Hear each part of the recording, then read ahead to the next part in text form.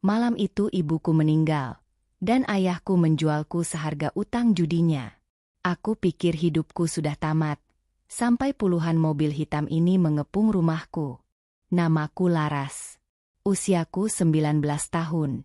Seharusnya pada usia ini aku sedang menikmati masa mudaku dengan teman-teman atau merencanakan masa depan di bangku kuliah. Namun kenyataannya hidupku jauh dari kata normal. Aku tinggal di sebuah gubuk kumuh di pinggiran rel kereta api di Jakarta Pusat. Udara di tempat ini selalu terasa panas dan berbau busuk karena tumpukan sampah yang tidak pernah dibersihkan. Setiap hari aku harus bertahan hidup di bawah tekanan yang sangat berat. Aku memiliki seorang ayah yang tidak pernah peduli padaku. Ayahku adalah seorang pemabuk berat dan pecandu judi. Setiap malam dia pulang dengan keadaan mabuk dan selalu menuntut uang. Jika aku tidak memberikan uang, dia akan memukulku tanpa ampun.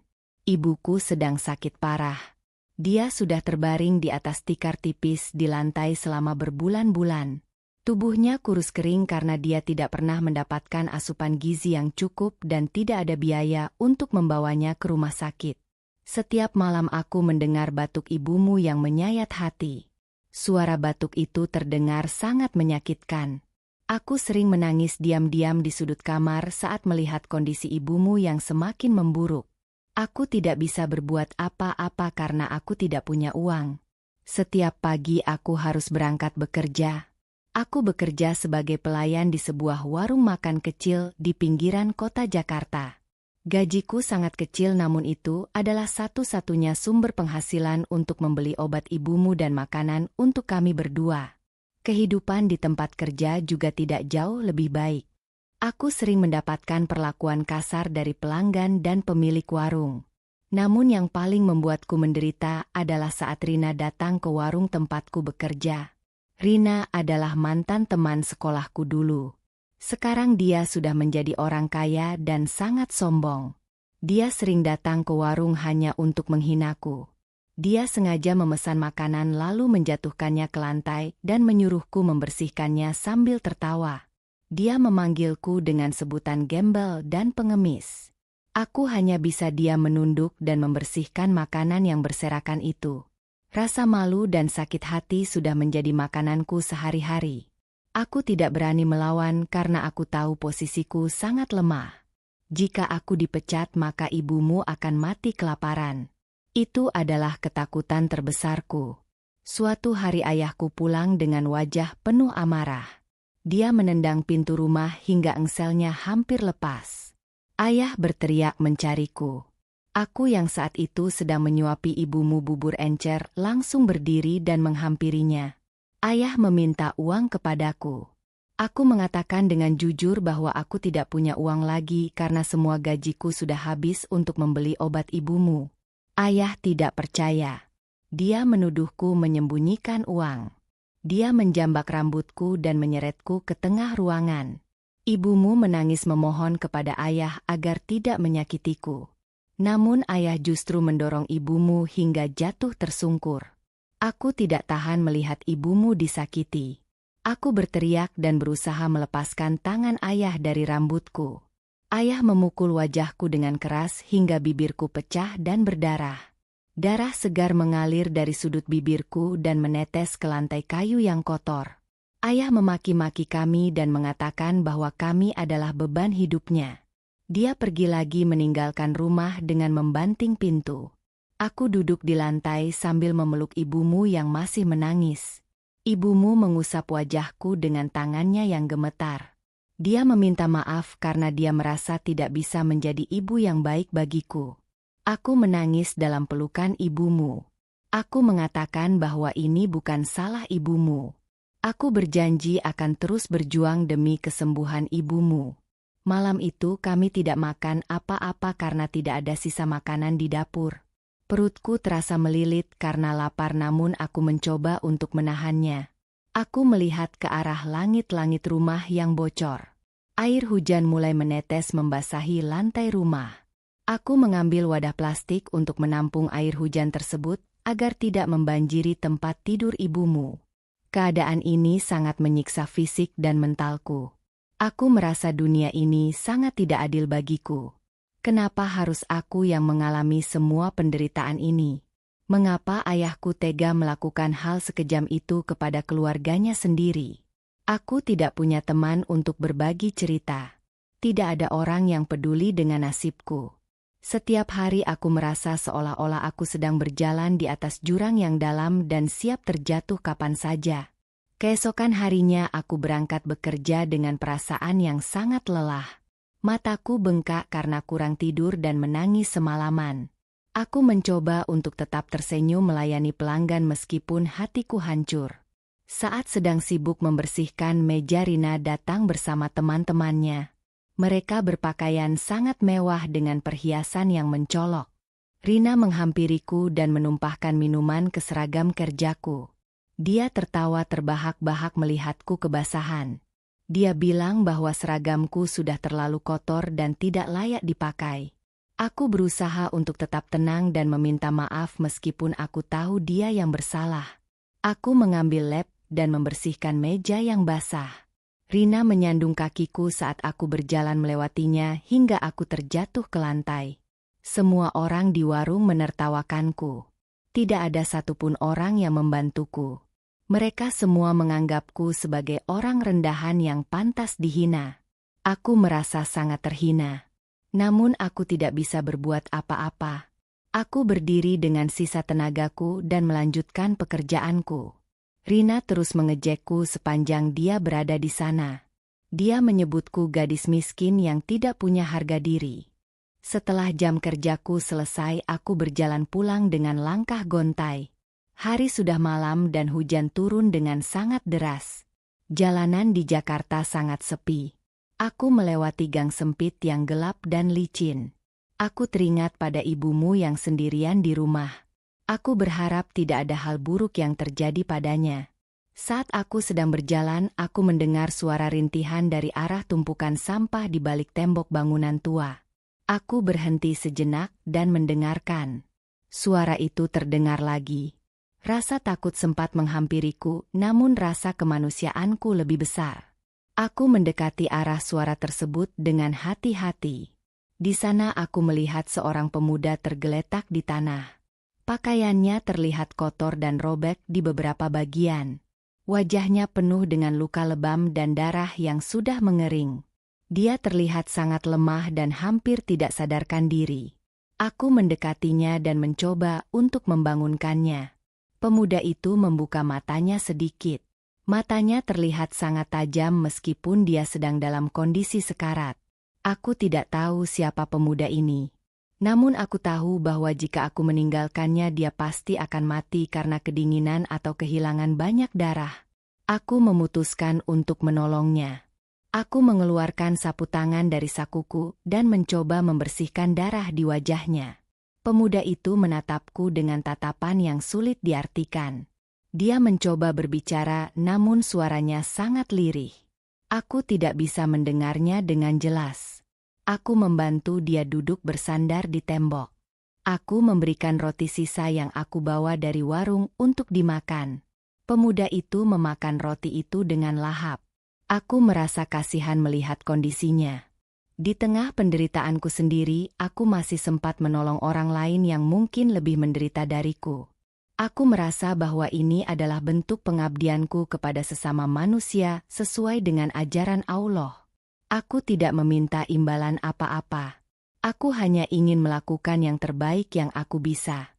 Setelah dia terlihat sedikit lebih baik, aku memutuskan untuk membawanya ke tempat yang lebih aman yaitu di pos ronda dekat rumahku. Aku membantunya berjalan perlahan. Setiap langkah terasa sangat berat karena badannya yang besar dan kondisiku yang lemah. Sampai di pos ronda aku membaringkannya di atas tikar. Aku memberikan sisa air minum yang aku punya. Pemuda itu menatapku lekat-lekat. Dia bertanya siapa namaku. Aku menjawab namaku Laras. Dia diam sejenak, lalu dia mengangguk pelan. Dia tidak memberitahu siapa dirinya. Aku tidak bertanya lebih lanjut, karena aku merasa itu bukan urusanku. Aku hanya ingin memastikan dia selamat malam ini. Setelah memastikan dia sudah stabil, aku pamit pulang. Aku harus segera menemui ibumu di rumah. Saat aku berjalan pulang, aku merasa ada sesuatu yang aneh. Aku merasa ada yang mengikuti langkahku. Aku menoleh ke belakang, namun tidak ada siapa-siapa. Jalanan sangat gelap dan sepi. Aku mempercepat langkahku karena rasa takut mulai menyelimutiku. Sesampainya di rumah, aku langsung mengunci pintu rapat-rapat. Aku memeriksa kondisi ibumu. Dia masih tidur dengan nyenyak. Aku menarik napas lega. Aku mendekati tempat tidur ibumu dan memeluknya. Aku merasa tenang saat berada di samping ibumu. Meskipun hidup kami sangat miskin dan menderita, aku masih bersyukur karena ibumu masih ada bersamaku. Malam itu aku tidak bisa tidur. Pikiranku terus tertuju pada pemuda yang aku tolong tadi. Siapa sebenarnya dia? Mengapa dia bisa sampai terluka parah di jalanan? Apakah dia seorang korban kejahatan? Aku merasa ada sesuatu yang besar yang sedang terjadi di luar sana. Namun aku tidak berani memikirkannya terlalu dalam. Fokus utamaku hanyalah bertahan hidup dan menjaga ibumu. Aku menutup mataku dan mencoba untuk tidur. Besok aku harus kembali bekerja dan menghadapi dunia yang kejam. Aku berdoa kepada Allah agar diberikan kekuatan untuk melewati hari-hari yang berat ini. Aku berharap suatu hari nanti penderitaan ini akan berakhir. Aku ingin hidup tenang bersama ibumu tanpa rasa takut akan diusir atau disakiti. Namun kenyataan hidup jauh lebih keras dari sekedar harapan. Aku tidak tahu bahwa pertemuan dengan pemuda itu akan menjadi awal dari perubahan besar dalam hidupku. Aku tidak tahu apakah perubahan itu akan membawa kebahagiaan atau justru kehancuran yang lebih besar. Yang aku tahu hanyalah aku harus terus berjuang sampai titik darah penghabisan. Pagi hari datang lebih cepat dari yang aku kira. Sinar matahari masuk melalui celah-celah dinding kayu yang rapuh. Aku terbangun dengan tubuh yang terasa kaku karena tidur di lantai yang keras. Aku segera menyiapkan sarapan untuk ibumu. Hanya ada sisa nasi sedikit. Aku memberikannya kepada ibumu dengan penuh kasih sayang. Ibumu tersenyum tipis melihatku. Senyuman itu adalah obat termahal bagiku. Aku mencium kening ibumu sebelum aku berangkat kerja. Aku berpesan agar dia tidak terlalu banyak bergerak. Aku keluar rumah dan melewati jalanan yang sama dengan kemarin. Aku melewati pos ronda tempat pemuda itu tidur semalam. Aku melihat ke arah pos ronda, namun pemuda itu sudah tidak ada. Dia sudah pergi tanpa meninggalkan jejak apapun. Aku merasa sedikit kecewa karena tidak sempat mengucapkan salam perpisahan atau menanyakan kabarnya lagi. Namun aku segera menepis perasaan itu. Aku harus fokus pada pekerjaanku. Aku sampai di warung makan tepat waktu. Pemilik warung sudah menunggu dengan wajah masam. Dia memarahiku karena aku dianggap lambat bekerja. Aku hanya bisa menunduk menerima semua makiannya. Hari itu sangat melelahkan. Pelanggan datang silih berganti. Aku harus bolak-balik mengantar makanan dan membersihkan meja. Rina tidak datang hari ini. Itu membuatku merasa sedikit lega. Setidaknya aku bisa bekerja dengan tenang tanpa ada yang mengganggu. Saat jam istirahat, aku duduk di belakang warung sambil memakan sisa nasi bungkus. Tiba-tiba aku teringat pada pemuda itu lagi. Aku merogoh saku seragamku dan menemukan sesuatu yang tertinggal. Sebuah sapu tangan sutra berwarna putih dengan inisial huruf A yang dijahit dengan benang emas. Aku terkejut melihat sapu tangan itu. Bahan sapu tangan ini sangat halus dan mahal. Tidak mungkin ini milik orang sembarangan. Apakah pemuda itu orang kaya? Mengapa dia memakai pakaian compang-camping? Aku menyimpan sapu tangan itu baik-baik di dalam tasku. Aku merasa sapu tangan ini adalah benda yang penting. Aku tidak tahu mengapa aku merasa harus menjaganya. Mungkin karena ini adalah satu-satunya kenangan dari pertemuan singkat kami. Aku kembali melanjutkan pekerjaanku. Waktu berjalan terasa sangat lambat. Aku ingin cepat pulang dan melihat ibumu. Aku merasa khawatir jika terjadi sesuatu pada ibumu. Pekerjaan di warung selesai pukul 10 malam. Aku langsung bergegas pulang. Jalanan Jakarta di malam hari terasa sangat mencekam. Aku terus berjalan dengan waspada. Tiba-tiba di tengah jalan aku melihat sekelompok orang sedang berkumpul di depan rumahku. Mereka tampak seperti preman. Hatiku berdebar kencang. Aku takut terjadi sesuatu pada ibumu. Aku berlari sekuat tenaga menuju rumahku. Saat sampai di depan rumah aku melihat pintu rumahku terbuka lebar. Ayahku sedang berdebat dengan salah satu pria bertubuh besar. Ayah terlihat ketakutan. Pria itu menunjuk-nunjuk ke arah ayah. Aku memberanikan diri untuk mendekat. Ternyata itu adalah penagih hutang judi ayahku. Mereka datang untuk menagih janji ayahku. Ayah berlutut memohon ampun dan meminta waktu tambahan. Namun pria itu tidak mau mendengar. Dia berkata bahwa jika ayah tidak bisa membayar hutangnya maka dia akan mengambil sesuatu yang berharga. Aku merasa jantungku berhenti berdetak saat mendengar kata-kata itu. Aku tahu apa yang mereka incar. Mereka mengincar aku. Aku mundur perlahan-lahan mencoba untuk melarikan diri. Namun pria itu melihatku. Dia menunjuk ke arahku dan berteriak kepada teman-temannya. Aku langsung berbalik dan berlari sekencang mungkin. Aku tidak tahu kemana aku harus lari. Yang ada di pikiranku hanyalah menjauh dari tempat itu. Aku berlari menembus kegelapan malam dengan air mata yang mengalir deras di pipiku. Aku merasa dunia ini sudah berakhir bagiku. Tidak ada lagi tempat berlindung. Ibuku di dalam sana dan aku tidak bisa melindunginya. Aku merasa sangat gagal sebagai seorang anak. Aku terus berlari sampai napasku terasa sesak. Kakiku terasa sakit namun aku tidak peduli. Aku hanya ingin selamat. Aku terus berlari melangkah cepat menjauh dari gubukku. Napasku terasa sangat sesak. Aku berlari menyusuri jalanan gelap di daerah Jakarta Pusat.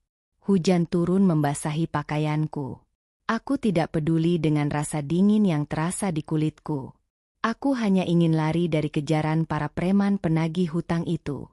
Aku berlari ke arah stasiun Pasar Senen. Aku tahu tempat itu cukup luas dan banyak lorong gelap untuk bersembunyi. Setibanya di stasiun Pasar Senen, aku duduk berjongkok di balik sebuah tiang beton besar. Tubuhku gemetar karena kedinginan. Aku memeluk lututku erat-erat. Aku menangis. Aku merasa sangat sedih karena aku lari meninggalkan ibuku sendirian bersama ayah dan preman-preman itu. Tetapi aku sadar jika aku tidak lari preman-preman itu pasti sudah menyeretku dan menjualku malam ini juga. Jalan raya di depan stasiun Pasar Senen sangat sepi pada malam hari. Hanya ada beberapa taksi yang lewat mencari penumpang. Lampu jalan berwarna kuning redup menerangi area trotoar. Angin bertiup kencang membuat tubuhku semakin menggigil. Aku tidak membawa jaket atau kain tebal untuk menutupi tubuhku. Aku diam di stasiun Pasar Senen sampai hari menjelang pagi. Hujan sudah berhenti namun udara masih terasa dingin. Pakaianku basah kuyup. Saat matahari bersinar terang di langit Jakarta, aku menguatkan langkahku untuk pulang. Aku harus melihat kondisi ibuku. Aku berjalan kaki menyusuri pinggir rel kereta api. Kakiku terasa sakit karena telapak sepatuku sudah rusak parah. Batu kerikil tajam seringkali melukai telapak kakiku. Sesampainya di depan gubukku, aku mendapati pintu sudah hancur. Engsel pintu patah dan terlepas dari kayunya. Aku merasa sangat takut melihat kondisi gubukku. Aku segera melangkah ke dalam. Ruangan terlihat berantakan. Kursi kayu patah. Meja terbalik. Piring plastik berserakan di lantai. Aku berlari ke arah kamar ibuku. Aku melihat ibuku terbaring di lantai semen. Ibuku batuk-batuk dengan keras. Ada bercak darah di lantai dekat kepala ibuku. Aku langsung duduk di samping ibuku. Aku mengangkat kepala ibuku dan meletakkannya di atas pangkuanku. Ibuku menatapku dengan mata yang sayu. Ibuku berkata bahwa ayah sudah pergi membawa sisa beras dan uang tabungan terakhir milikku. Ayah melarikan diri dari hutangnya. Para preman itu marah besar dan menghancurkan barang-barang sebelum mereka pergi. Tangan ibuku terasa dingin. Aku menangis terisak-isak. Aku berjanji kepada ibuku bahwa aku akan mencari uang hari ini juga untuk membawa ibuku ke dokter. Aku menyeka darah di bibir ibuku dengan ujung bajuku. Aku membaringkan ibuku kembali dengan hati-hati. Setelah selesai membersihkan ruangan, aku pamit kepada ibuku untuk pergi bekerja.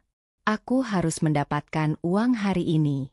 Aku berangkat ke warung makan tempatku bekerja di dekat Pasar Tanah Abang. Perjalanan dari gubukku ke Pasar Tanah Abang cukup jauh, namun aku harus berjalan kaki untuk menghemat uang. Setibanya di warung, aku memakai seragam kerjaku yang masih setengah basah.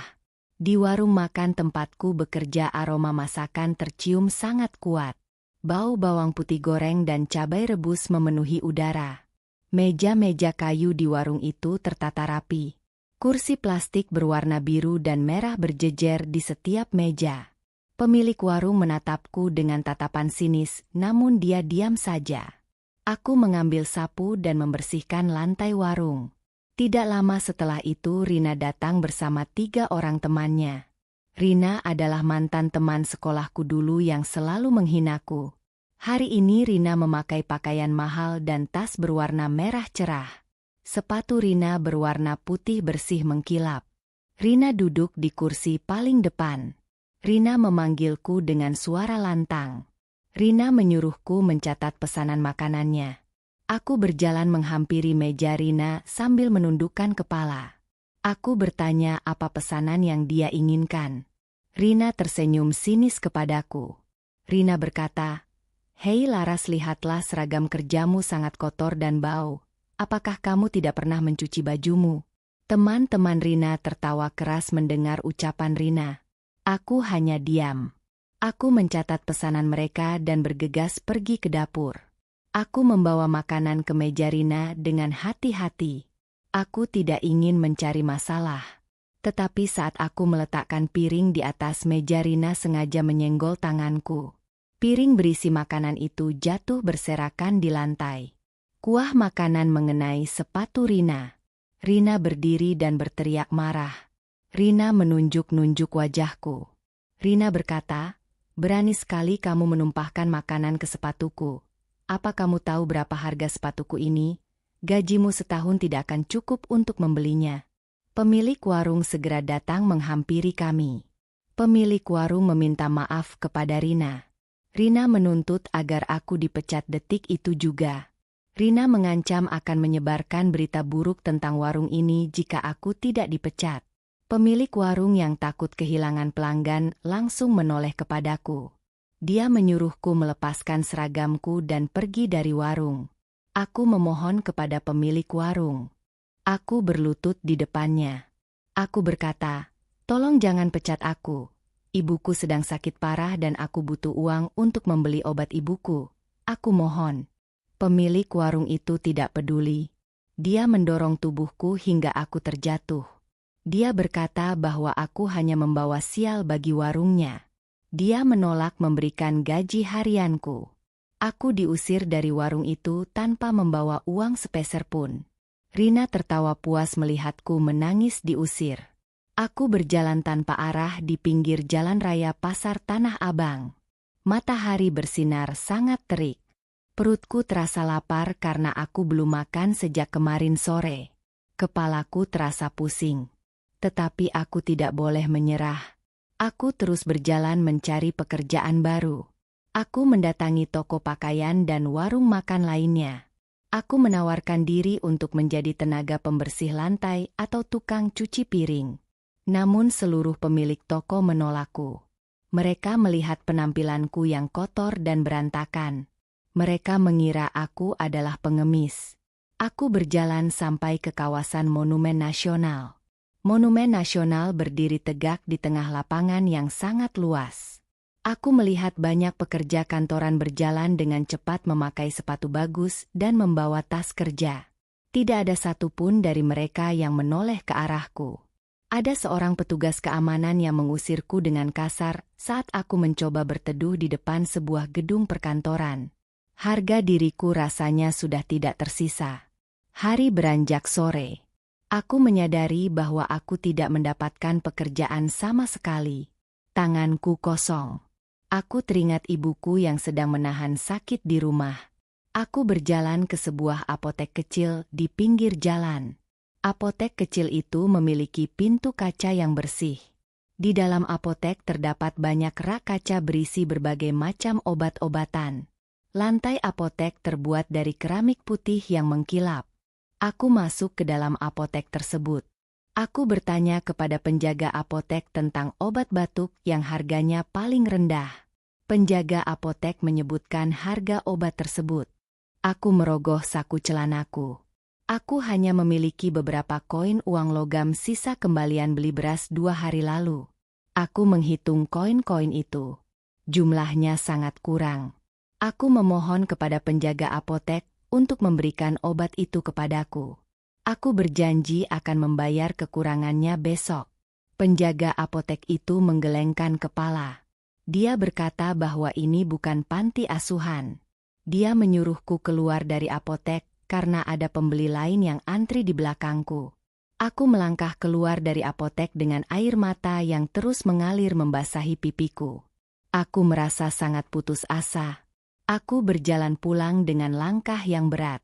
Sesampainya di depan gubukku, hari sudah sangat gelap. Aku membuka pintu dengan pelan. Aku memanggil ibuku. Tidak ada jawaban dari dalam kamar.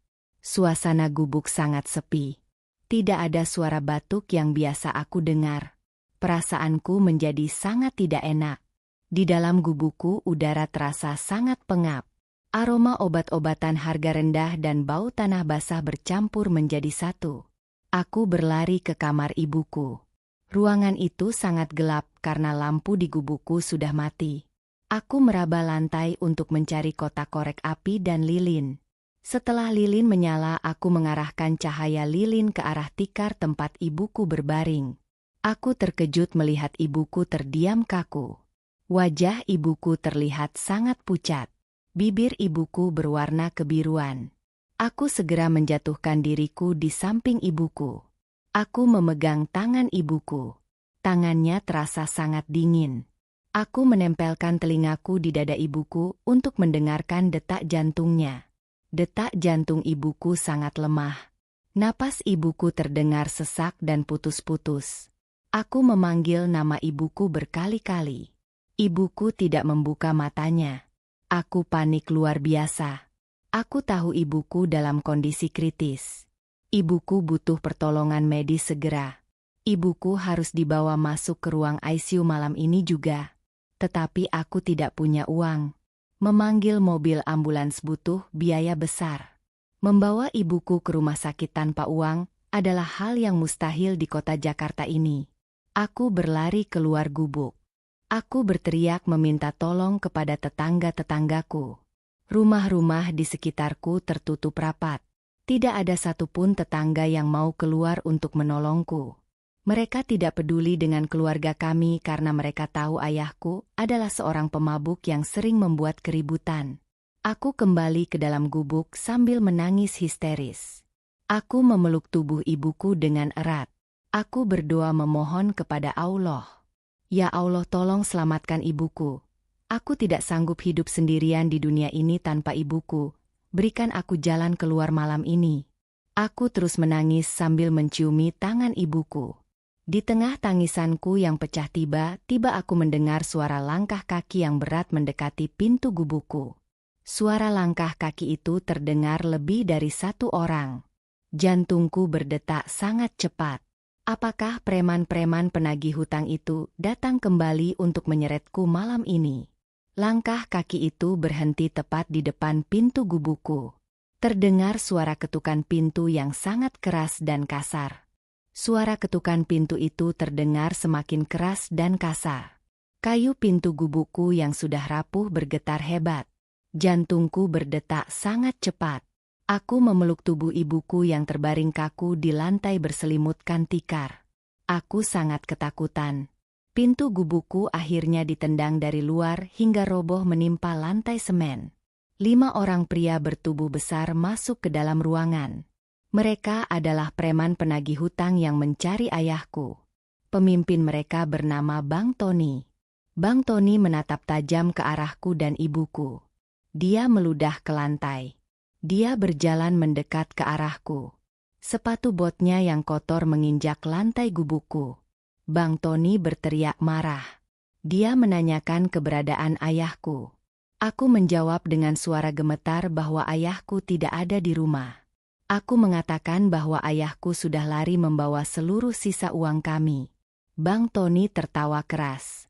Suara tawanya terdengar sangat mengerikan di telingaku. Dia menyuruh anak buahnya untuk menggeledah seluruh isi gubukku. Mereka melempar seluruh barang yang ada. Piring plastik, pakaian kotor, dan bantal dilempar ke segala arah. Gubukku yang sempit menjadi semakin hancur. Mereka tidak menemukan uang sepeser pun. Bang Tony terlihat semakin marah. Dia menarik kerah bajuku dan mengangkat tubuhku. Aku berteriak kesakitan. Bang Tony menatap wajahku. Dia berkata bahwa karena ayahku lari dari hutang, maka aku yang harus membayar hutang tersebut. Dia mengatakan bahwa aku sudah berusia 19 tahun, dan aku bisa dijual untuk melunasi seluruh hutang judi ayahku. Aku menangis histeris. Aku memohon kepada Bang Tony untuk melepaskanku. Aku berkata, "Tolong lepaskan aku. Ibuku sedang sekarat dan butuh dirawat di ruang ICU malam ini. Aku mohon berikan aku waktu." Bang Tony tidak mempedulikan tangisanku. Dia menghempaskan tubuhku ke lantai. Dia menyuruh 2 orang anak buahnya untuk menyeretku keluar dari gubuk. 2 orang pria besar itu mencengkeram kedua lenganku dengan sangat kuat. Aku meronta-ronta dan mencoba melepaskan diri. Tetapi tenaga mereka jauh lebih besar dariku. Mereka menarik tubuhku secara paksa. Saat aku diseret menuju pintu, ibuku tiba-tiba membuka matanya. Ibuku melihatku ditarik paksa oleh para preman. Ibuku memaksakan diri untuk bangun. Ibuku mengulurkan tangannya yang gemetar ke arahku. Ibuku menangis dan memohon kepada para preman itu. Ibuku berkata dengan suara yang sangat pelan dan putus-putus, "Tolong lepaskan anakku. Jangan bawa laras, bawa saja nyawaku." Salah satu preman itu merasa terganggu dengan suara ibuku. Dia menendang tangan ibuku dengan kasar. Tubuh ibuku yang sudah sangat lemah terpelanting kembali ke lantai. Kepala ibuku membentur ujung meja kayu. Darah segar mengalir dari belakang kepala ibuku. Mata ibuku terbelalak menatap ke arahku. Napas ibuku terhenti seketika. Tubuh ibuku diam tidak bergerak sama sekali. Aku menjerit memanggil nama ibuku dengan sekuat tenaga. "Ibuku, ibuku bangun." Aku terus berteriak, namun ibuku tidak memberikan respons. Aku sadar bahwa ibuku sudah meninggal dunia tepat di depan mataku. Allah telah memanggil ibuku di malam yang sangat gelap ini. Aku menangis sejadi-jadinya. Perasaanku sangat hancur melihat ibuku meninggal karena perbuatan preman-preman itu. Aku tidak peduli lagi dengan keselamatanku. Aku mencoba menendang dan menggigit tangan preman yang memegangiku. Tetapi mereka memukul wajahku dengan sangat keras. Pandanganku menjadi gelap sesaat. Kepalaku terasa sangat sakit. Darah mengalir dari hidungku. Mereka terus menyeretku keluar dari gubuk. Hujan mulai turun kembali mengguyur kota Jakarta. Aku diseret melewati gang-gang sempit yang becek. Para tetangga keluar dari rumah mereka karena mendengar keributan. Tetapi tidak ada satupun dari mereka yang berani menolongku. Mereka hanya menonton aku diseret. Preman-preman itu membawaku ke jalan raya besar. Di sana sudah terparkir sebuah mobil bak terbuka berwarna hitam. Mereka mengangkat tubuhku dan melemparku ke bagian belakang mobil bak tersebut. Tubuhku menghantam lantai besi yang keras dan dingin. 2 orang preman ikut naik dan duduk di sampingku. Mereka mengikat kedua tanganku ke belakang dengan menggunakan tali tambang yang kasar. Tali itu mengikat pergelangan tanganku dengan sangat kencang hingga kulitku terkelupas. Aku hanya bisa menangis melihat gubukku yang semakin jauh dari pandangan. Ibuku terbaring di sana sendirian tanpa ada yang mengurus jenazahnya. Aku merasa sangat bersalah karena aku tidak bisa melindungi ibuku di saat-saat terakhirnya. Mobil melaju dengan kecepatan tinggi membelah jalanan ibu kota. Udara malam terasa sangat dingin menusuk tulang. Pakaianku yang tipis basah kuyup terkena air hujan. Aku menggigil kedinginan di atas mobil bak terbuka itu. Mobil ini melewati kawasan bundaran Hotel Indonesia. Aku melihat lampu-lampu kota yang terang benderang. Gedung-gedung tinggi berdiri megah. Banyak mobil mewah berlalu lalang. Kontras sekali dengan nasibku yang sangat mengenaskan. Aku merasa dunia ini sangat tidak adil kepadaku. Orang-orang di luar sana hidup dengan nyaman sementara aku harus kehilangan ibuku dan dijual oleh ayahku sendiri. Perjalanan berlanjut ke arah utara Jakarta. Mobil memasuki kawasan pelabuhan Tanjung Priok. Bau air laut dan tumpukan besi tua tercium sangat menyengat. Jalanan di sini sangat rusak dan berlubang. Mobil terguncang-guncang membuat tubuhku semakin sakit. Kami tiba di sebuah kawasan pergudangan yang sangat sepi dan gelap. Mobil berhenti di depan sebuah gudang besar yang terlihat terbengkalai. Dinding gudang itu terbuat dari seng yang sudah berkarat. Pintu gudang dijaga oleh beberapa orang pria berwajah garang. Preman yang duduk di sampingku menarik tali ikatanku dan memaksaku turun dari mobil. Aku terjatuh ke tanah yang berlumpur. Kakiku sangat lemas hingga aku tidak sanggup berdiri. Mereka menarik rambutku dan memaksaku untuk berjalan masuk ke dalam gudang. Di dalam gudang itu sangat gelap dan lembab. Hanya ada satu lampu bohlam redup yang menggantung di tengah ruangan. Terdapat banyak tumpukan kardus dan kayu bekas. Bau alkohol dan asap rokok sangat menyengat.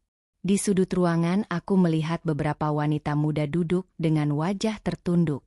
Mereka menangis dalam diam. Aku menyadari bahwa aku bukan satu-satunya korban. Tempat ini adalah tempat penampungan sebelum kami dijual. Bang Tony menghampiriku. Dia memegang daguku dengan kasar dan memaksa aku menatap wajahnya. Dia berkata bahwa besok pagi ada seorang bos besar yang datang untuk membeli wanita muda sepertimu. Dia berkata kepadaku, kamu harus bersikap patuh jika kamu tidak ingin disiksa lebih parah. Setelah mengatakan itu, Bang Tony mendorong tubuhku ke arah sudut ruangan yang gelap. Aku tersungkur di lantai tanah yang dingin. Mereka meninggalkan aku dan mengunci pintu gudang dari luar. Suasana menjadi sangat sunyi dan menakutkan. Hanya terdengar suara isak tangis tertahan dari wanita-wanita lain di dalam ruangan itu. Aku duduk menekuk lututku.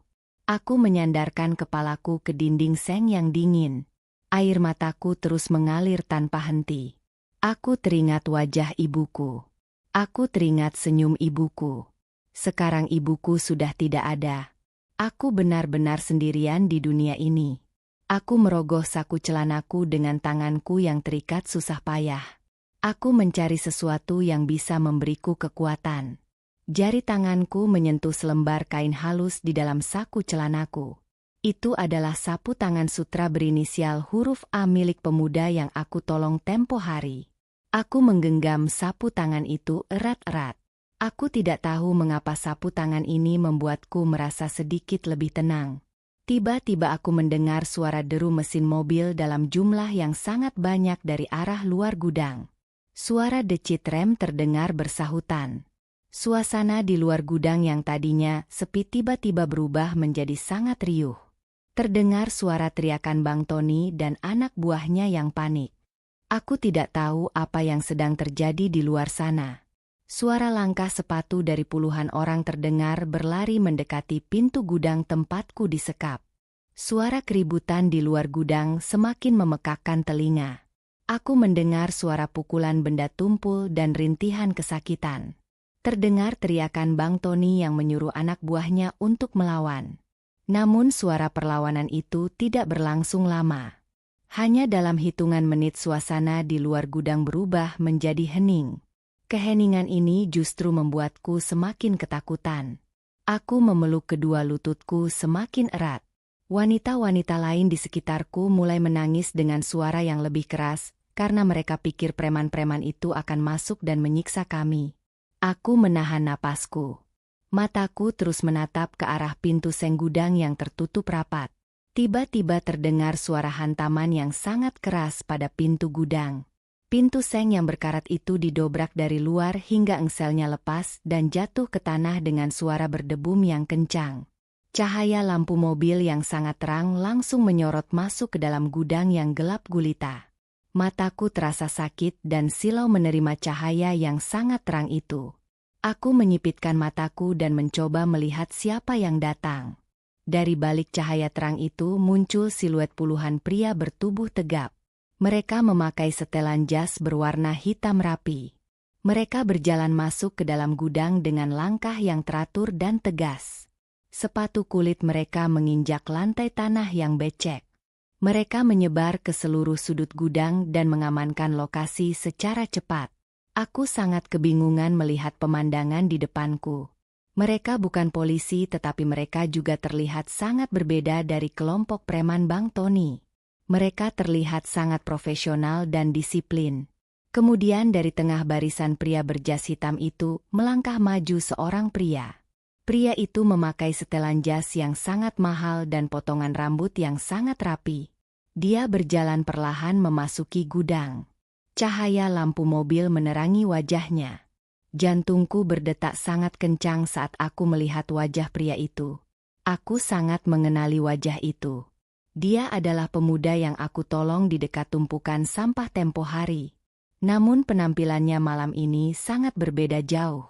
Dia tidak lagi memakai pakaian compang-camping yang penuh darah. Dia terlihat sangat berwibawa dan menakutkan bagi siapa saja yang melihatnya. Pria itu mengedarkan pandangannya ke seluruh ruangan gudang. Matanya yang tajam mencari-cari sesuatu. Saat tatapannya berhenti di sudut ruangan tempatku berada, wajahnya langsung berubah menjadi tegang. Dia melihatku duduk meringkuk di lantai tanah dengan tangan terikat ke belakang dan wajah yang penuh memar memerah. Pria itu langsung berlari menghampiriku. Dia tidak peduli lumpur kotor menempel di sepatu kulitnya yang mengkilap. Dia menjatuhkan dirinya dan berlutut tepat di depanku. Dia menatap mataku lekat-lekat. Aku bisa melihat kemarahan sekaligus kesedihan yang mendalam di matanya. Dia segera membuka jas mahalnya dan menyelimutkannya ke tubuhku yang sedang menggigil kedinginan karena pakaianku yang basah kuyup. Dia meraih kedua tanganku yang terikat di belakang punggungku. Dengan sangat hati-hati dia melepaskan tali tambang kasar yang mengikat pergelangan tanganku. Kulit pergelangan tanganku sudah terkelupas dan berdarah karena ikatan yang terlalu kuat. Saat tali itu terlepas, rasa sakit yang luar biasa menjalar di lenganku. Aku merintih pelan. Pria itu memegang tanganku dengan sangat lembut. Pria itu berkata kepadaku dengan suara yang bergetar. Dia berkata, "Aku sudah mencarimu ke seluruh penjuru kota Jakarta selama berminggu-minggu. Maafkan aku karena aku terlambat menemukanmu. Mulai detik ini tidak akan ada satu orang pun yang berani menyakiti dirimu lagi." Mendengar kata-kata itu, pertahananku benar-benar hancur. Semua rasa sakit, rasa takut, dan rasa kehilanganku tumpah seketika. Aku menangis sejadi-jadinya di hadapan pria itu.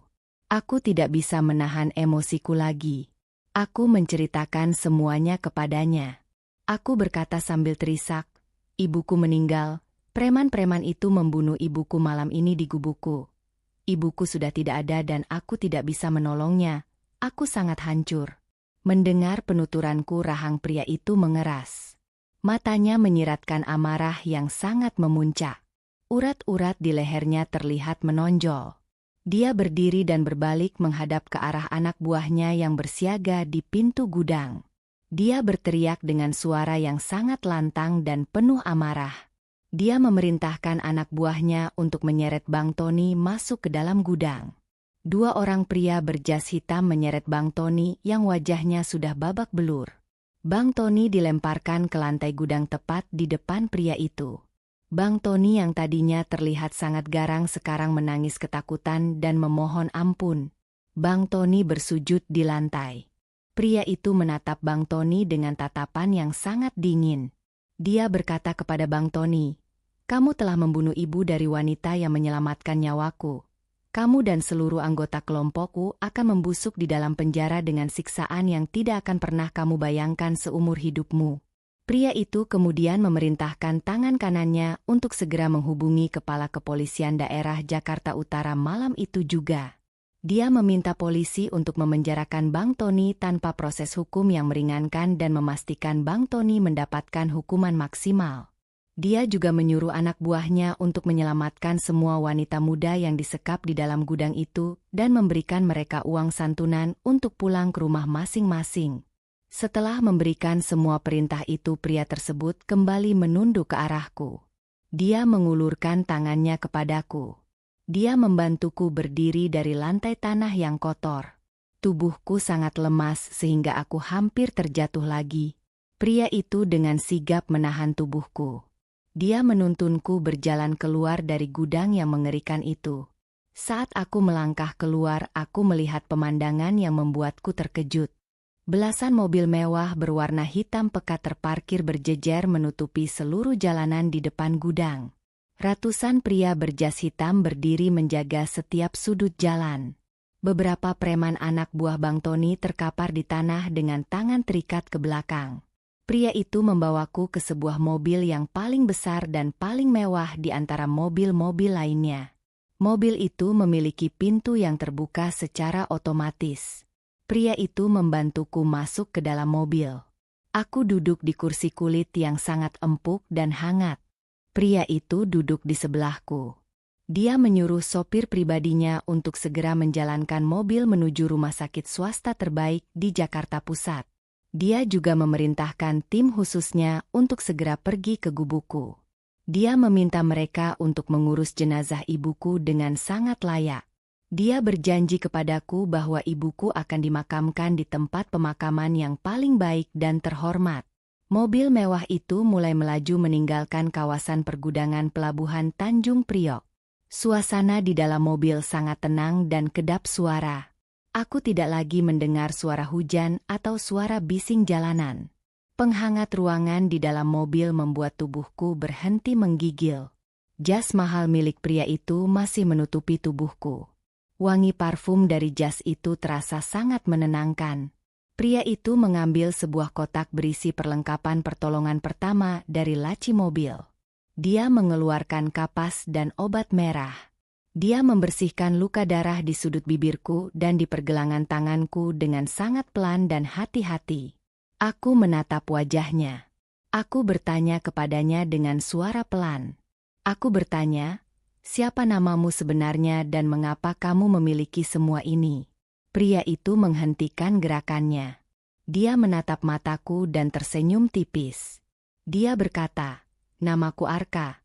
Aku adalah pewaris tunggal dari perusahaan keluarga yang menguasai berbagai bisnis di negara ini. Saat kamu menolongku waktu itu aku sedang bersembunyi dari pembunuh bayaran yang disewa oleh paman kandungku sendiri untuk merebut perusahaanku. Kamu menyelamatkan nyawaku dengan memberikan satu-satunya makanan yang kamu miliki di saat kamu sendiri sedang kelaparan. Hutang nyawa itu akan aku bayar dengan seluruh hidupku dan aku berjanji akan menjamin seluruh hidupmu." Aku terdiam mendengar penjelasan Arka. Aku tidak pernah menyangka bahwa pemuda yang aku temukan di tumpukan sampah adalah seorang pewaris perusahaan raksasa. Perasaanku sangat campur aduk. Aku merasa bersyukur karena aku selamat dari nasib buruk menjadi barang dagangan preman. Tetapi di sisi lain hatiku masih terasa sangat sakit dan kosong karena kepergian ibuku yang sangat tragis. Air mataku kembali menetes mengingat jenazah ibuku yang tergeletak di lantai semen gubuk kami. Arka melihatku menangis lagi. Dia tidak mengatakan apa-apa. Dia hanya memberikan sapu tangan bersih kepadaku untuk mengusap air mataku. Rasa lelah yang luar biasa mulai menyerang tubuhku. Kepalaku terasa sangat berat. Rasa sakit di sekujur tubuhku akibat pukulan dan siksaan para preman tadi membuat pandanganku mulai kabur. Aku mencoba untuk tetap sadar tetapi tenagaku sudah benar-benar habis.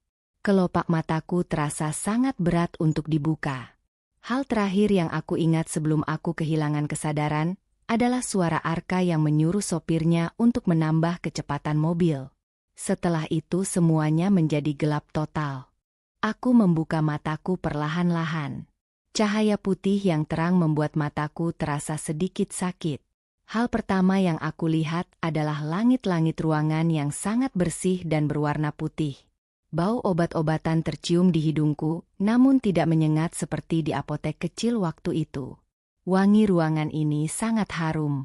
Aku menoleh ke samping kanan. Aku melihat sebuah jendela kaca yang sangat besar. Dari jendela itu aku bisa melihat pemandangan gedung-gedung bertingkat di kota Jakarta. Aku menyadari bahwa aku sedang berada di sebuah kamar rumah sakit yang sangat mewah. Ruangan ini lebih mirip seperti kamar hotel berbintang 5. Tubuhku terasa jauh lebih baik meskipun masih ada sedikit rasa nyeri di pergelangan tanganku.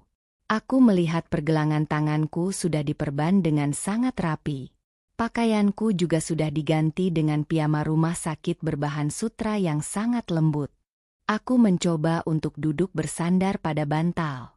Tiba-tiba pintu kamar terbuka.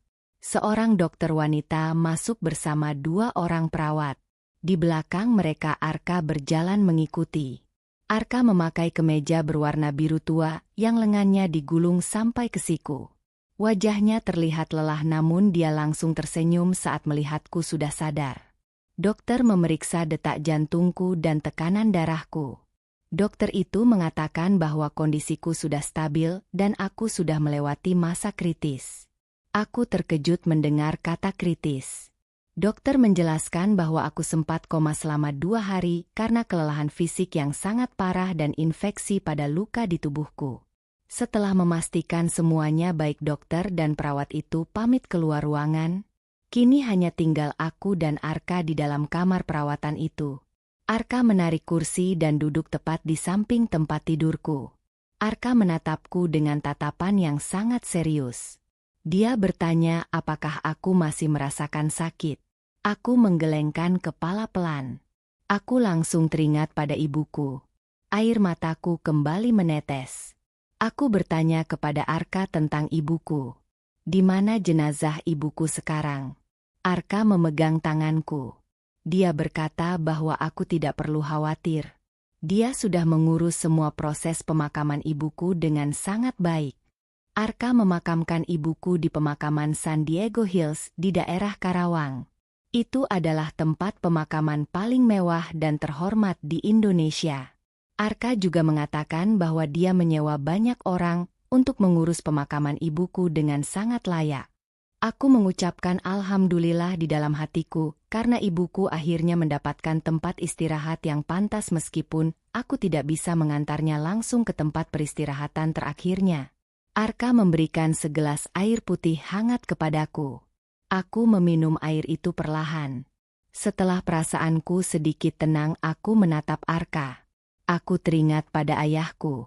Ayah kandung yang tega menyeretku dan menjualku kepada preman demi melunasi hutang judinya. Rasa sedihku perlahan berubah menjadi rasa marah yang sangat memuncak. Aku bertanya kepada Arka apakah dia sudah menemukan ayahku. Wajah Arka berubah menjadi semakin keras. Rahangnya mengencang. Arka mengatakan bahwa tim keamanan khususnya sudah menangkap ayahku kemarin malam. Ayahku ditangkap saat sedang berjudi di sebuah tempat hiburan malam di kawasan Jakarta Barat, menggunakan uang sisa hasil rampasan dari gubukku. Arka menjelaskan bahwa saat ini ayahku sudah diserahkan ke kantor polisi pusat. Ayahku dijerat dengan pasal berlapis yaitu penipuan, perjudian, dan perdagangan manusia. Arka memastikan bahwa ayahku tidak akan pernah bisa keluar dari penjara seumur hidupnya. Arka menyewa pengacara-pengacara terbaik di Jakarta untuk memastikan hukuman ayahku adalah hukuman yang paling berat. Mendengar hal itu aku merasa sangat puas, namun hatiku juga terasa sangat perih. Ayahku sendirilah yang menghancurkan keluarga kami sejak awal. Aku meminta satu permintaan kepada Arka. Aku ingin bertemu dengan ayahku di dalam penjara. Aku ingin melihat wajahnya dan mengatakan kepadanya apa yang telah dia perbuat pada ibuku. Aku ingin ayahku tahu bahwa ibuku meninggal karena perbuatannya. Arka sempat ragu mendengar permintaanku. Arka berkata kepadaku, "Aku khawatir pertemuanku dengan ayahmu akan membuat lukamu semakin parah. Aku tidak ingin kamu bersedih lagi. Tetapi aku meyakinkan Arka bahwa aku sudah kuat. Aku harus menghadapi masa laluku agar aku bisa melanjutkan hidup. Aku tidak mau terus-terusan lari dan bersembunyi. Aku akan berdiri tegak dan menghadapi semua orang yang sudah menghancurkan hidupku. Arka akhirnya menganggukkan kepala setuju. Dia berjanji akan mengantarku ke penjara setelah aku benar-benar pulih total dan diizinkan keluar dari rumah sakit. 1 minggu berlalu dengan cepat. Kondisi fisikku pulih dengan sangat baik berkat perawatan medis terbaik yang diberikan oleh rumah sakit tersebut. Dokter mengizinkan aku pulang hari ini. Arka menjemputku dengan mobil mewahnya.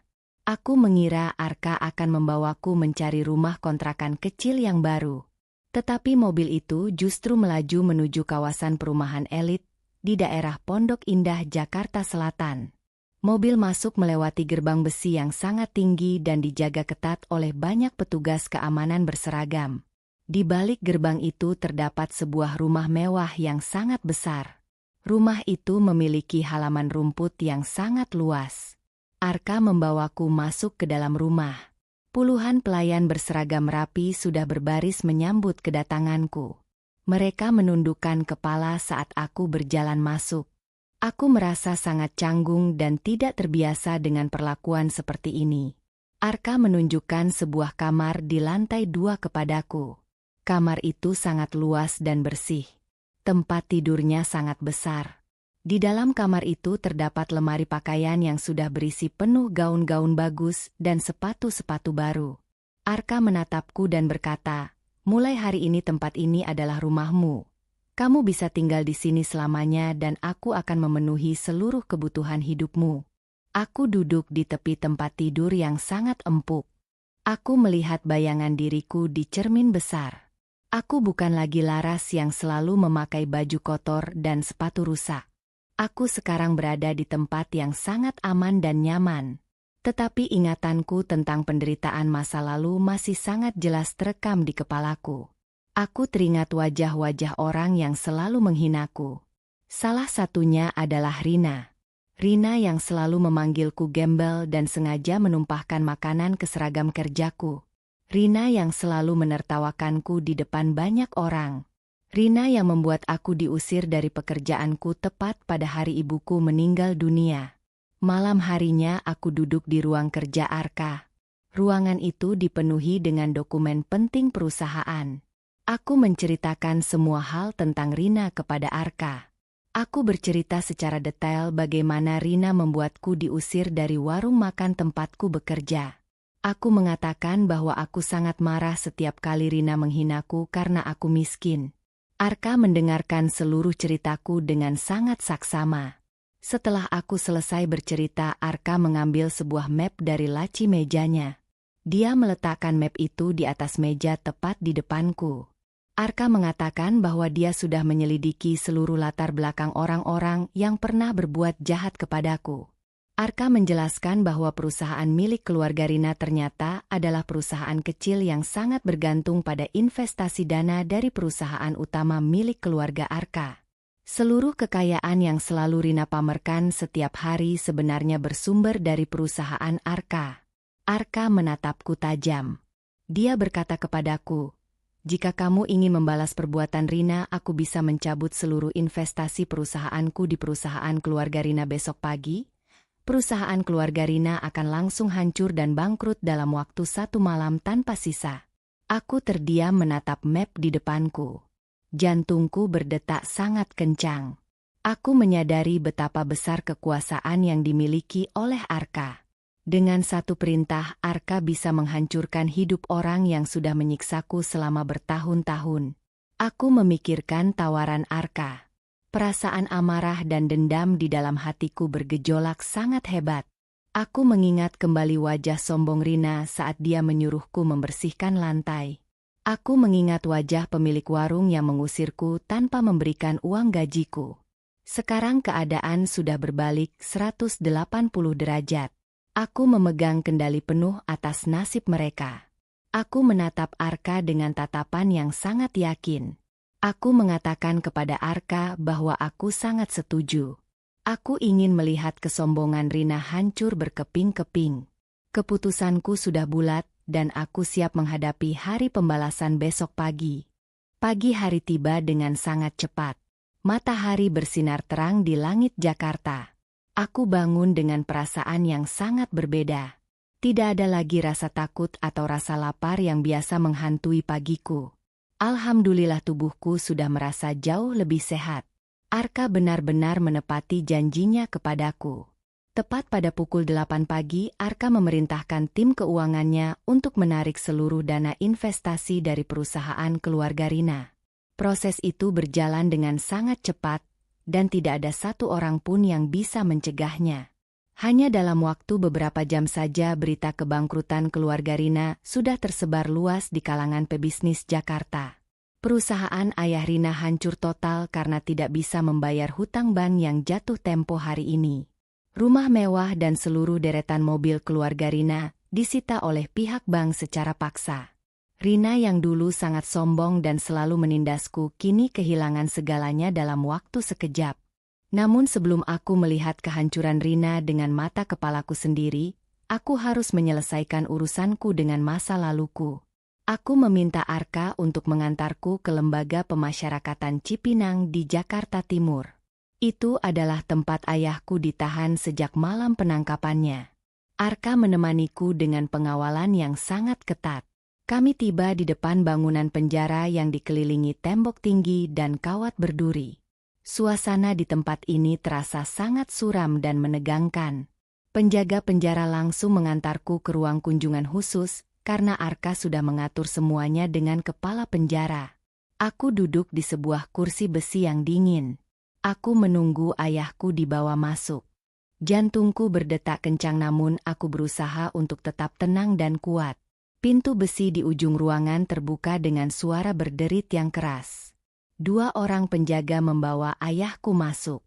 Ayahku memakai baju tahanan berwarna oranye yang terlihat sangat kotor. Wajah ayahku terlihat sangat tua dan berantakan.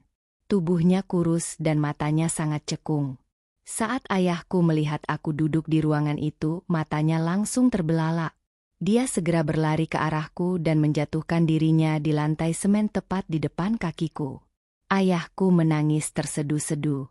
Dia memegang ujung sepatuku dan memohon ampun dengan suara yang serak. Ayahku berkata, "Laras, tolong ayahmu. Ayah sangat menyesal atas semua ini. Tolong cabut tuntutan ini dan keluarkan ayah dari tempat mengerikan ini." Aku menatap wajah ayahku dengan tatapan yang sangat dingin. Tidak ada sedikit pun rasa kasihan di dalam hatiku untuk pria ini. Aku teringat pada malam yang sangat gelap di mana ibuku meninggal dunia karena ayahku lari dari hutang judinya dan meninggalkan kami bersama preman-preman jahat itu. Aku menarik kakiku agar tidak disentuh oleh ayahku. Aku berkata dengan suara yang tegas dan keras. Aku berkata, "Apakah kamu ingat malam di mana kamu menjualku kepada preman? Apakah kamu ingat ibuku yang sedang sekarat tetapi kamu malah pergi membawa sisa beras dan uang kami?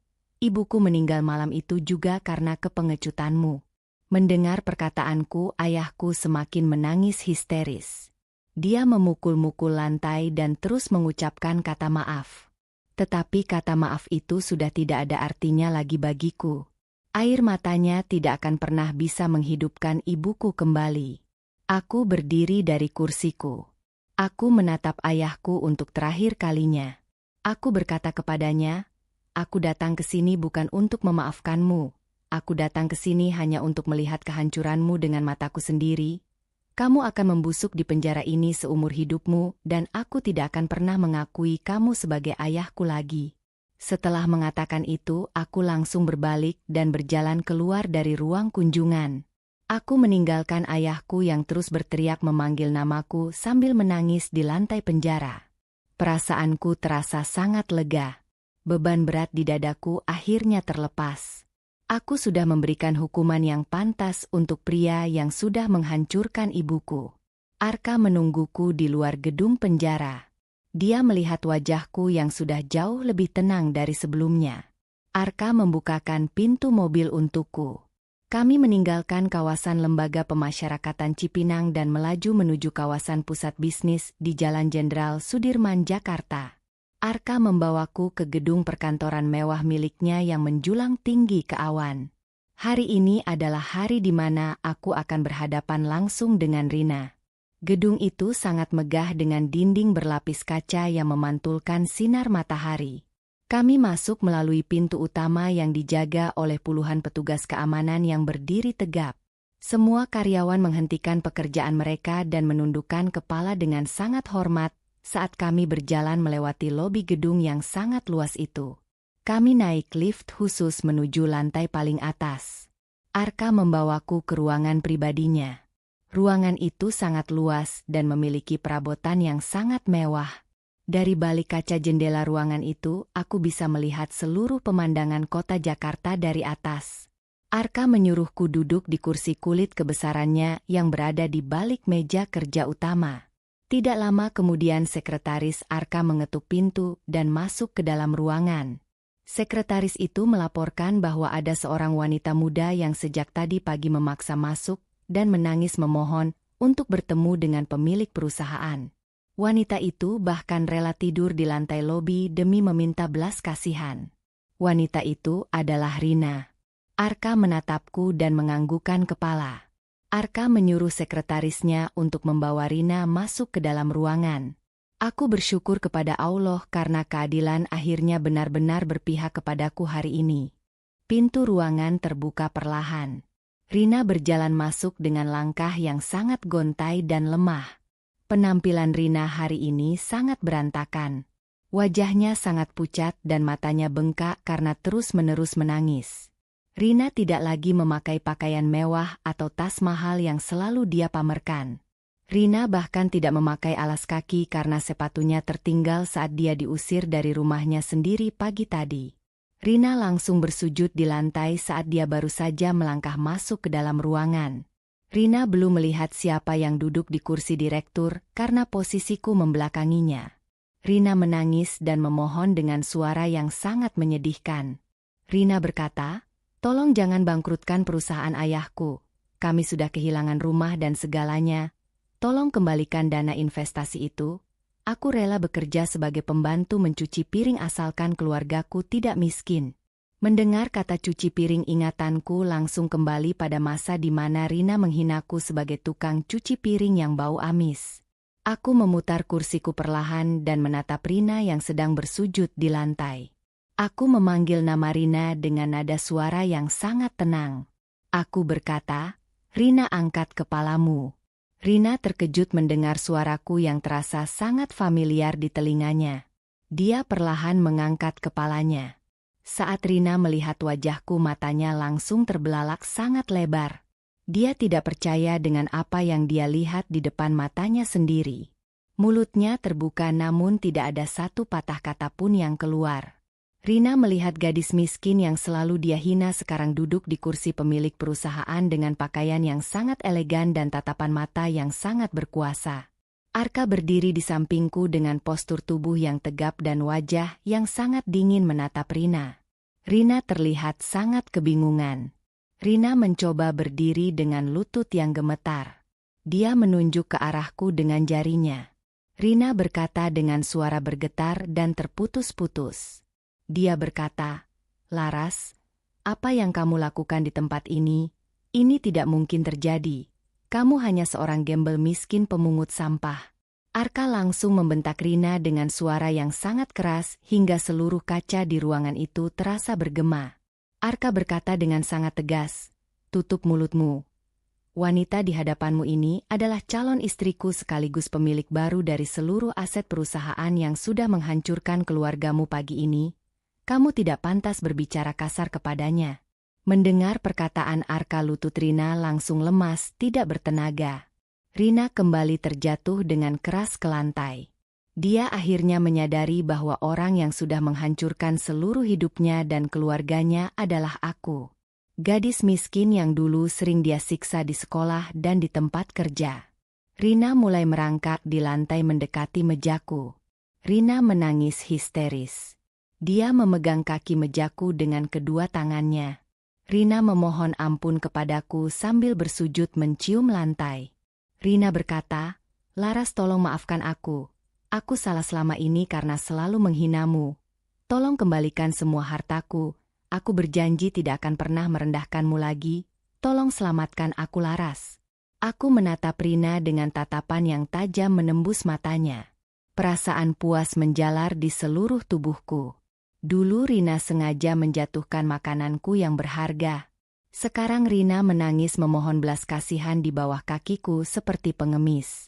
Aku berkata kepada Rina dengan suara yang sangat dingin. Aku berkata, saat kamu menghinaku dan membuatku diusir dari warung makan, apakah kamu pernah memikirkan nasibku? Ibuku meninggal dunia karena aku tidak punya uang pada hari itu akibat ulahmu. Air matamu hari ini tidak akan pernah bisa mengembalikan nyawa ibuku. Rina terus menangis dan menyembah di depanku. Tetapi aku tidak memberikan sedikit pun celah belas kasihan. Aku memanggil petugas keamanan untuk segera mengusir Rina dari gedung ini. 2 orang petugas keamanan bertubuh besar masuk ke dalam ruangan. Mereka menarik kedua lengan Rina secara paksa. Rina berteriak histeris menolak untuk pergi. Rina memanggil namaku berulang kali. Laras, tolong aku. Laras, tolong aku. Tetapi aku hanya diam menatap Rina diseret keluar dari ruanganku tanpa ampun. Pintu ruangan tertutup rapat mengakhiri semua teriakan Rina yang menyedihkan itu. Keheningan kembali menyelimuti ruangan kerja tersebut. Semua orang yang pernah menyakiti aku dan ibuku kini sudah mendapatkan balasan yang paling menyakitkan. Mereka semua hancur total di tanganku. Tetapi di tengah semua kemenangan ini aku menyadari satu hal yang tiba-tiba membuat jantungku berdebar kencang. Arka tadi menyebutku sebagai calon istrinya di depan Rina. Aku menoleh dan menatap Arka dengan perasaan yang sangat terkejut. Arka balas menatapku dengan senyuman yang sangat tulus dan dalam. Aku sama sekali tidak menduga perkataan itu akan keluar dari mulutnya. Aku terdiam menatap Arka setelah petugas keamanan mengusir Rina dari ruangan itu. Pikiranku masih tertuju pada satu kalimat yang baru saja dia ucapkan. Calon istri. Kata-kata itu terus terngiang-ngiang di kepalaku. Aku tidak pernah membayangkan bahwa hubungan kami akan beranjak sejauh ini. Aku hanyalah seorang gadis miskin yang tidak punya siapa-siapa. Sedangkan Arka adalah seorang pria yang sangat sukses dan memiliki segala hal di dunia ini. Arka berjalan mendekatiku. Dia berdiri tepat di depanku. Arka memegang kedua tanganku dengan sangat lembut. Tatapan matanya sangat dalam dan penuh kesungguhan. Arka berkata kepadaku dengan suara yang tenang.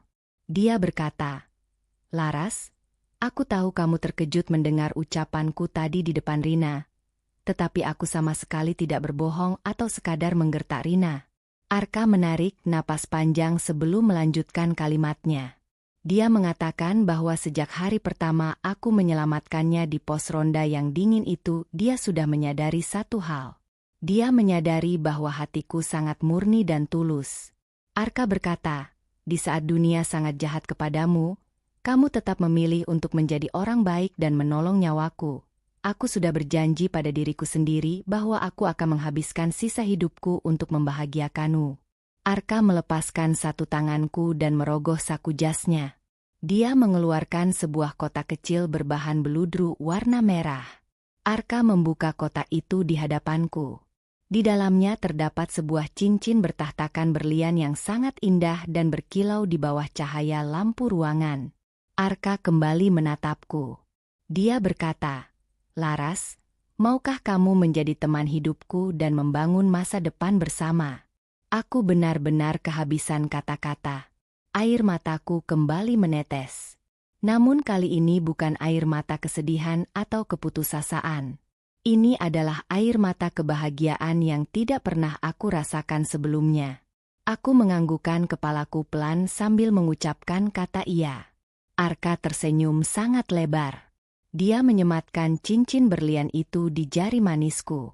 Cincin itu sangat pas dan terlihat sangat cantik di jariku.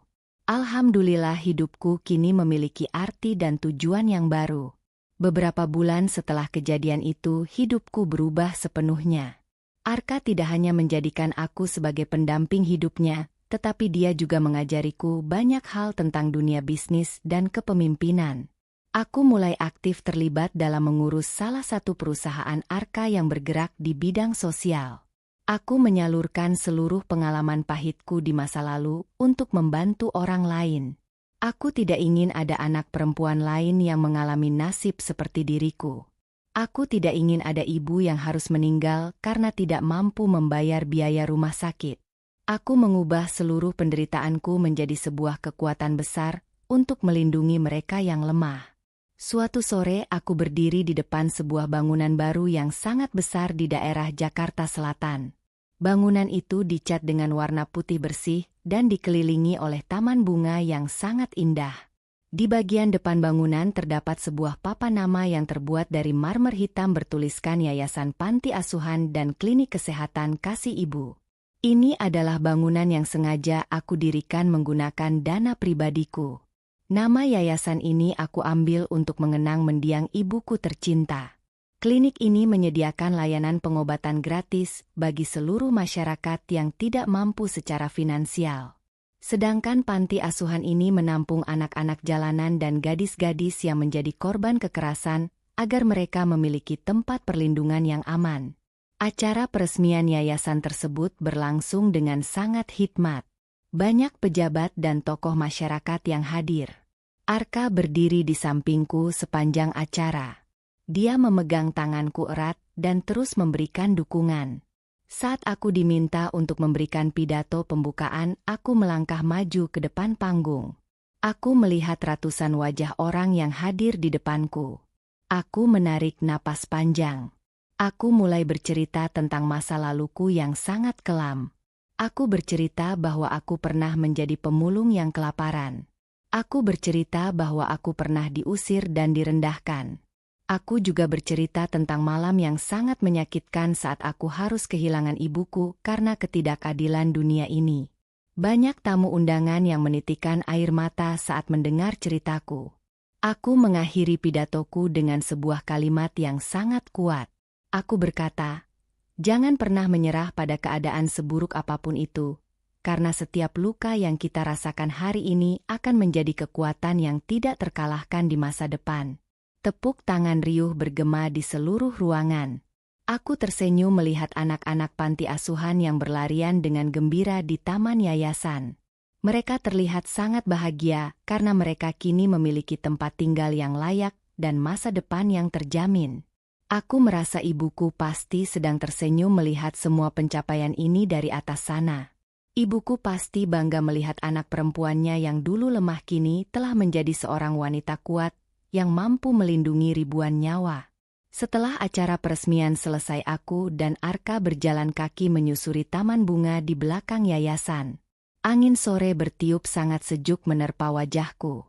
Langit senja kota Jakarta terlihat sangat indah dengan warna jingga keemasan. Arka merangkul bahuku dengan hangat. Aku menyandarkan kepalaku di bahu Arka. Kami berjalan dalam diam menikmati ketenangan sore itu. Sesekali aku menatap cincin berlian di jari manisku. Cincin yang menjadi simbol awal kehidupan baruku. Aku menyadari bahwa rahmatullah selalu datang pada waktu yang tepat. Meskipun jalan yang aku lalui sangat penuh dengan darah dan air mata, pada akhirnya keadilan selalu menemukan jalannya sendiri. Aku memejamkan mata sejenak.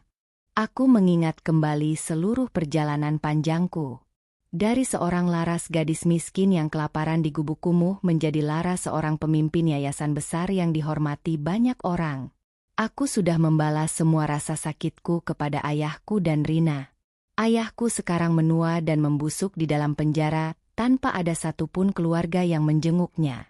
Rina sekarang hidup terlunta-lunta di jalanan setelah keluarganya hancur berkeping-keping akibat kesombongannya sendiri. Semua hutang nyawa dan air mata telah terbayar lunas. Sekarang aku hanya ingin fokus melangkah ke depan dan menyambut hari esok dengan penuh harapan bersama pria yang sangat aku cintai. Di bawah langit senja Jakarta ini aku berjanji pada diriku sendiri bahwa aku tidak akan pernah membiarkan masa lalu mengalahkanku lagi. Aku adalah laras dan ini adalah akhir dari kisah penderitaanku sekaligus awal mula dari sebuah keabadian kisah cintaku.